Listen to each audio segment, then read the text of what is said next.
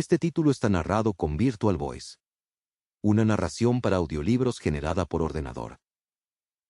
La hoja en blanco, de Jayce Andreas. Prólogo. La hoja en blanco. La ciudad parecía detenida en una pausa que no pertenecía al tiempo.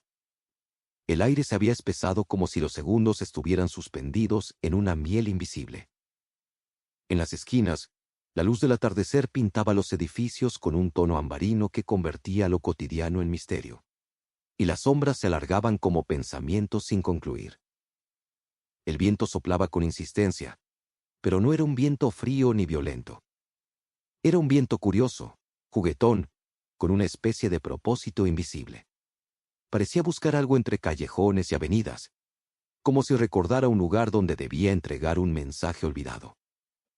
Se detenía ante ciertas ventanas, acariciaba rostros específicos y luego seguía su recorrido, llevando consigo fragmentos de conversaciones y promesas incumplidas que había recolectado durante décadas.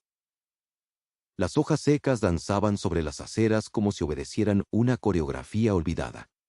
Y los toldos de las cafeterías se inflaban y desinflaban como si respiraran. Los transeúntes, ajenos a esta respiración urbana, seguían sus caminos con la vista fija en pantallas luminosas, sin percibir que algo extraordinario estaba a punto de ocurrir. Entre las ráfagas, una hoja en blanco volaba sin rumbo fijo. No era un papel cualquiera. Tenía textura de carta no escrita, de poema por nacer. No era de este tiempo. Poseía la consistencia sedosa de aquellos papeles que se fabricaban cuando las cartas eran la única forma de tocar a alguien en la distancia. Sus bordes, apenas curvados con un tinte amarillento casi imperceptible, delataban que ya había viajado lejos, aunque nadie la había sostenido aún. En una esquina llevaba una marca de agua tan sutil que solo podría verse al trasluz. 2 iniciales entrelazadas que aún no correspondían a nadie. Flotaba sin caer, se deslizaba sin detenerse, y evitaba los charcos con la delicadeza de quien ha sido tocado por algo más que la gravedad. Tenía la gracia de un objeto con destino, no con pasado. Un niño con ojos curiosos extendió su mano para atraparla, pero su madre lo llamó justo a tiempo. La hoja se elevó un poco más, como agradecida por no ser capturada antes de tiempo. Un poeta callejero alzó la vista al sentirla rozar su mejilla, pero solo alcanzó a contemplarla alejándose, como una musa que se niega a ser poseída. Una anciana, con la sabiduría de quien ha visto cómo el tiempo convierte lo extraordinario en rutina, la siguió con la mirada y sonrió, como si reconociera a una vieja amiga en ese trozo de papel sin historia. Atravesó la plaza donde palomas y personas compartían espacio sin verse realmente. Cruzó entre autos detenidos en un semáforo, como nadando entre corrientes de impaciencia. Sobrevoló el sombrero de una anciana que esperaba a alguien que no vendría, y por un instante pareció dudar.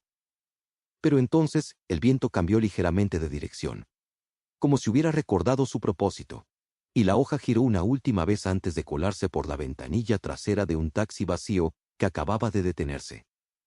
Se posó, silenciosa, sobre el asiento de cuero agrietado. Y esperó. El taxista, un hombre de cejas pobladas y mirada cansada, sintió algo inusual en el aire de su vehículo. Miró por el retrovisor, pero solo vio el asiento vacío.